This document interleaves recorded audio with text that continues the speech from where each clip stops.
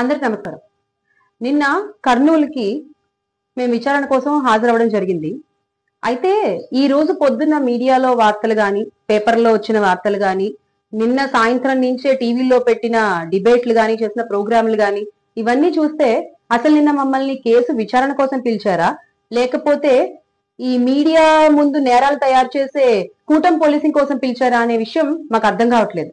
అక్కడ మేము చెప్పింది ఏంటి, పోలీసులు విన్నదేంటి, బయటకు వచ్చిన వార్తలేంటి, అసలు ఒక స్టేట్మెంట్ రికార్డ్ చేసుకున్నప్పుడు పోలీసులు అది మీడియా వాళ్ళకి ఎలా చేరుతుంది?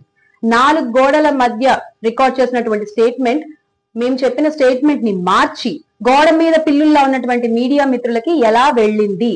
A straight question to the police. Please you have to answer this. నేను మీకు ఏం చెప్పాను నిన్న? నేను స్క్రిప్ట్లు చదువుతున్నానని మీకు చెప్పానా? నేను చెప్పలేదు కదా.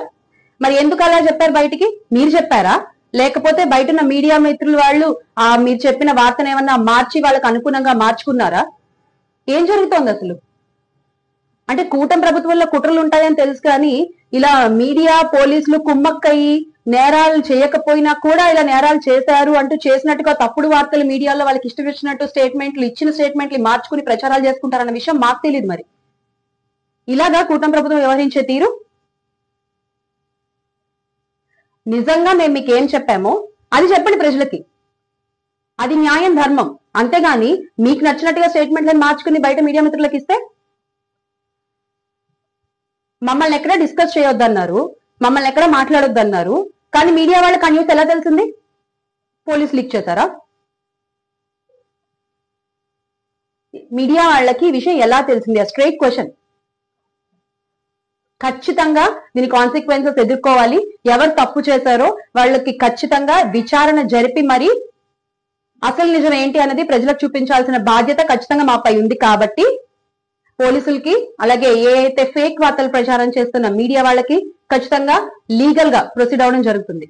నేను చేసిన స్టేట్మెంట్ ని డిస్ట్రాక్ట్ చేసి మీరు ఈ రోజు పబ్లిక్ చూపిస్తున్నారు.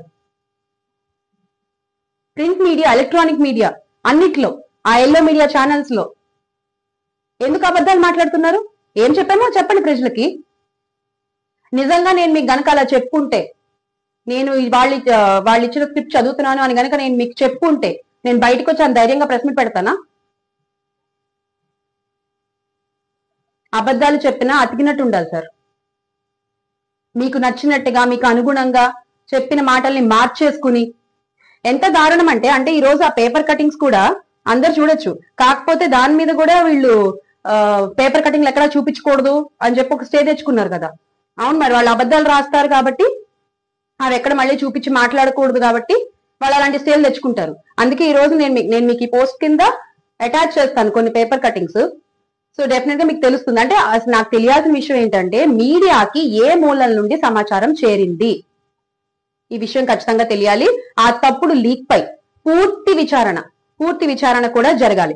ఇతివృత్తాలతో కాకుండా అసలు నిజం ఎంతుందో ప్రజలకి తెలియాలి. మేము మాట్లాడింది, ఎందుకంటే నేను సంతకాలు కూడా చేశాను కదా. నేను ఇచ్చిన స్టేట్మెంట్ ని మీరు టైప్ చేసిన తర్వాత నేను ప్రతి పేపర్ కూడా చదివి నేను సంతకం చేయడం జరిగింది, ప్రతి పేపర్ మీద కూడా. సో అందులో ఎక్కడా కూడా నేను సంతకం చేసేటప్పుడు వాళ్ళు ఇచ్చిన స్క్రిప్ట్ నేను చదివాను అన్నది లేదు.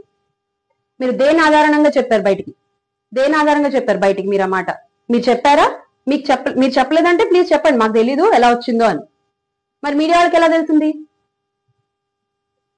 మీడియా వాళ్ళ సోర్స్లు ఏమైనా పోలీస్ డిపార్ట్మెంట్ లో ఉన్నాయా? కూటమిపై ఎలాగో ఎవ్వరికీ నమ్మకం లేదు. కనీసం పోలీసులు, ఈ మీడియా వ్యవస్థల పైన నమ్మకం పోకుండా చూసుకోండి. డెఫినెట్ గా దీని మీద మేము ఫైట్ చేస్తాము, ఎంత దూరమైనా వెళ్తాము. నేను చెప్పింది ఏంటి, అక్కడ బెల్ట్ షాపుల వల్ల ప్రమాదాలు జరుగుతున్నాయి, మద్యం ఎక్కువగా తీసుకోవడం వల్ల ప్రమాదాలు జరుగుతున్నాయి. కూటమి ప్రభుత్వం ఈ బెల్ట్ షాపుల గురించి ఆలోచించాలి, వాటి నిర్మూలన కోసం ప్రయత్నించాలి, పోరాడాలి అని నేను చెప్తే దాన్ని మీరు ఎంత దారుణంగా మార్చారండి? ఇంత దారుణంగా మార్చేశారు మీరు. అసలు తప్పు సార్ ఇది. Definitely you're going to face the consequences. నా స్టేట్మెంట్ డిస్టార్ట్ చేసినందుకు will fight. Let's see. Thank you.